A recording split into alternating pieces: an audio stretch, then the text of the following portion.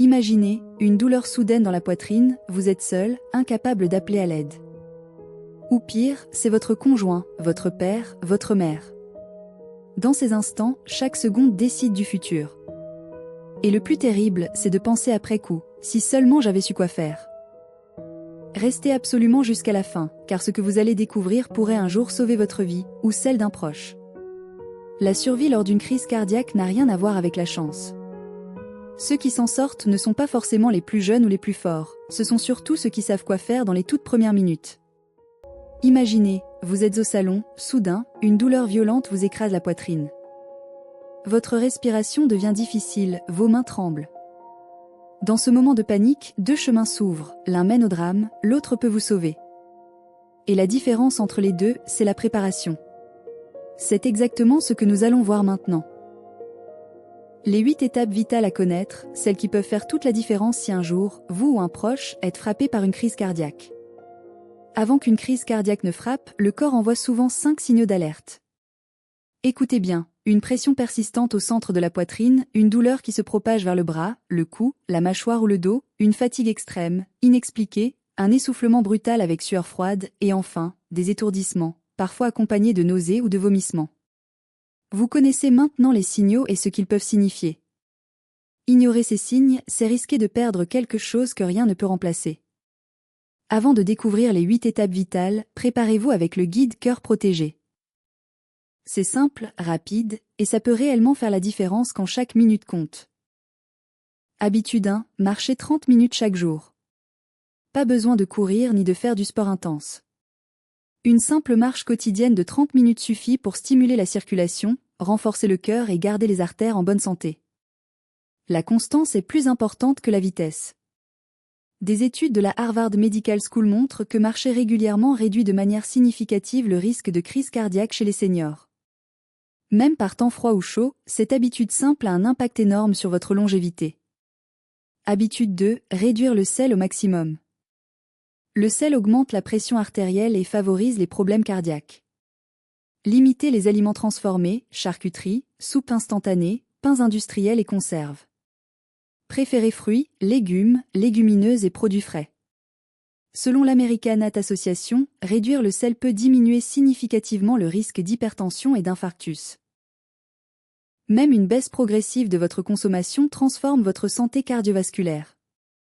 Habitude 3. Arrêtez tabac et alcool, peu importe votre âge. Il n'est jamais trop tard pour arrêter de fumer ou réduire l'alcool. Même après 70 ans, votre cœur peut se régénérer et votre circulation s'améliorer rapidement. L'American Heart Association souligne que les bénéfices d'arrêter la cigarette ou l'alcool sont immédiats et cumulatifs, réduisant fortement le risque d'infarctus et d'autres maladies cardiovasculaires. Chaque jour sans tabac ou alcool est un pas concret vers un cœur plus sain et une vie plus longue. Étape 1. S'asseoir immédiatement dans un endroit sûr. Lorsque vous ressentez une douleur thoracique soudaine ou inhabituelle, il est essentiel de vous asseoir immédiatement dans un endroit sûr. Cette action simple peut réduire le stress sur votre cœur et diminuer le risque de complications graves. Les experts de la Mayo Clinic recommandent de s'asseoir et de rester calme en attendant l'arrivée des secours car en vous asseyant, vous aidez votre cœur à fonctionner plus efficacement et réduisez les risques de chute si vous vous sentez étourdi. De plus, cela permet aux professionnels de la santé d'évaluer plus facilement votre état lorsque vous êtes pris en charge. Il est également conseillé d'éviter de s'allonger, car cela peut aggraver certains types de douleurs thoraciques, comme celles liées à la péricardite.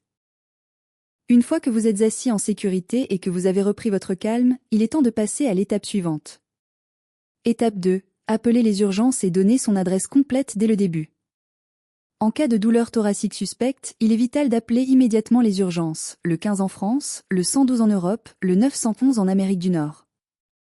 Dès que l'opérateur décroche, donnez en priorité votre adresse complète et précise, rue, numéro, étage, code d'accès si nécessaire. Cette première information est capitale car si la communication se coupe, les secours sauront exactement où vous trouver. Les recommandations officielles de l'American Heart Association et de la Croix-Rouge rappellent que chaque minute perdue retarde la prise en charge et peut coûter la vie.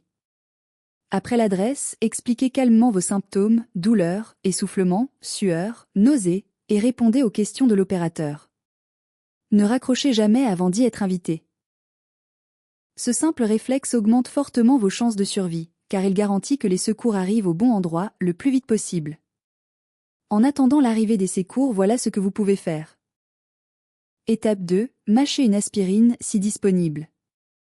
Si vous ressentez une douleur thoracique soudaine, il est recommandé de mâcher une aspirine, à moins d'avoir une allergie ou une contre-indication spécifique. Cette action peut aider à réduire le risque de complications graves en fluidifiant le sang et en empêchant la formation de caillots. Les experts de la Croix-Rouge suggèrent de mâcher une dose de 162 à 324 mg d'aspirine dès que possible après l'apparition des symptômes, tout en attendant l'arrivée des secours. Il est essentiel de ne pas ignorer cette étape, car chaque minute compte. En agissant rapidement, vous augmentez vos chances de survie en cas de crise cardiaque. Cependant, si vous n'avez pas d'aspirine à portée de main, ne vous précipitez pas à la pharmacie. La priorité est d'appeler immédiatement les secours et de suivre leurs instructions. N'oubliez pas, cette étape simple peut faire une grande différence. En attendant l'arrivée des secours, restez calme, respirez profondément et préparez-vous à fournir des informations sur vos symptômes et votre état de santé. Étape 4. Ouvrir la porte et laisser la clé ou le code visible. Avant même l'arrivée des secours, assurez-vous que l'équipe médicale puisse accéder facilement à votre domicile. Si votre porte est verrouillée, ouvrez-la ou laissez la clé ou le code visible dans un endroit sûr et évident, comme un pot de fleurs ou sur le paillasson. Cette précaution évite de perdre des minutes cruciales à forcer l'entrée, ce qui peut faire une énorme différence en cas de crise cardiaque. Les recommandations de la Croix-Rouge américaine et de l'American Heart Association soulignent l'importance de préparer l'accès pour les intervenants afin de ne pas retarder la prise en charge. Priorisez toujours votre vie. À ce moment, votre sécurité prime sur tout objet de valeur. Étape 5. S'installer à 45 degrés avec les jambes légèrement surélevées. Une fois que vous êtes en sécurité et que les secours sont en route, adoptez une position semi-assise, légèrement inclinée à environ 45 degrés, avec les jambes surélevées sur un coussin ou un appui. Cette posture aide le cœur à pomper le sang plus efficacement vers le cerveau et les organes vitaux, tout en réduisant la pression sur les poumons et le système circulatoire. S'allonger complètement peut entraîner une accumulation de liquide dans les poumons, et rester parfaitement droit peut fatiguer inutilement le cœur.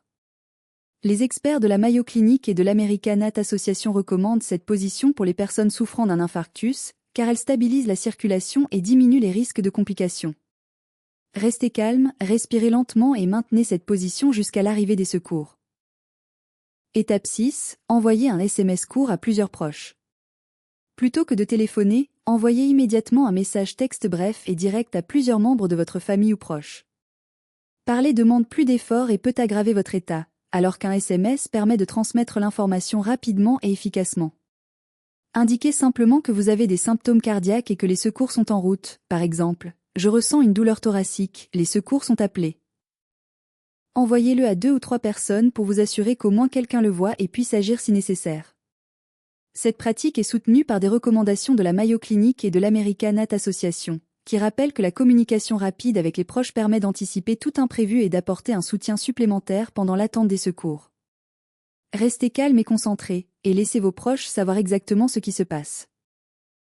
Étape 7. Respirez profondément et lentement. Pendant que vous attendez l'arrivée des secours, concentrez-vous sur votre respiration pour réduire le stress et aider votre cœur à travailler plus efficacement. Inspirez lentement par le nez pendant 4 secondes, puis expirez doucement par la bouche pendant 6 secondes, en essayant de respirer avec le ventre plutôt qu'uniquement la poitrine. Cette technique, recommandée par la American Heart Association, permet de diminuer la charge sur le cœur, d'améliorer l'oxygénation et de maintenir un état de calme essentiel pendant la crise. Si possible, accompagnez l'expiration d'un léger son pour rendre la respiration plus contrôlée. Même quelques minutes de respiration profonde peuvent faire une différence significative et stabiliser votre état jusqu'à l'arrivée des secours. Étape 8. Pressez le poignet et toussez 3 fois. Cette technique peut aider à stabiliser temporairement votre cœur en attendant les secours. Appuyez fermement avec le pouce sur l'intérieur de votre poignet, à l'endroit où vous sentez votre pouls, tout en toussant fort 3 fois de suite. La pression combinée à la toux crée un flux sanguin supplémentaire et peut réguler le rythme cardiaque. Cette méthode n'est pas un remplacement des soins médicaux, mais elle peut vous gagner quelques minutes précieuses. Des cardiologues et experts en premier secours reconnaissent que ce geste, lorsqu'il est exécuté correctement et calmement, peut réduire les risques de perte de conscience temporaire. Restez concentré, effectuez le mouvement avec calme et précision, puis reprenez votre respiration profonde jusqu'à l'arrivée de l'ambulance. Ces étapes vous donnent une chance de survivre, mais le meilleur moyen de protéger votre cœur reste de prévenir avant qu'une crise n'arrive. Quelques habitudes simples adoptées chaque jour peuvent réduire fortement les risques et vous permettre de rester actif et en bonne santé. Voyons maintenant les 3 gestes essentiels à intégrer dès aujourd'hui. Maintenant, souvenez-vous de l'essentiel, les 5 signaux avant-coureurs, pression ou poids dans la poitrine, douleur qui irradie, fatigue extrême, essoufflement avec sueur froide, étourdissement ou nausée. Si vous les ressentez, agissez immédiatement en suivant les 8 étapes vitales. Asseyez-vous dans un endroit sûr, mâchez une aspirine, appelez les urgences en donnant votre adresse complète, ouvrez la porte et laissez la clé visible, installez-vous à 45 degrés avec jambes légèrement surélevées, envoyez un SMS à plusieurs proches, respirez profondément, et pressez votre poignet tout en toussant 3 fois. Et pour aller plus loin, préservez votre cœur avant même qu'une crise n'arrive en adoptant les 3 habitudes d'or. Marchez 30 minutes chaque jour, réduire le sel et arrêter tabac et alcool. Ces gestes simples mais puissants transforment votre santé cardiaque et vous permettent de rester actif, serein et maître de votre vie. Si vous voulez un guide complet, illustré et facile à suivre pour protéger votre cœur et agir efficacement si une urgence survient, je vous invite à découvrir Cœur Protégé, le programme conçu pour vous, hommes seniors, pour prévenir, préparer et survivre. Le lien est dans le premier commentaire. N'attendez pas qu'il soit trop tard. Agissez dès maintenant pour vous, pour votre famille, pour tous ceux que vous aimez. Écrivez-le dans votre esprit, appliquez-le au quotidien, et faites de la protection de votre cœur votre priorité.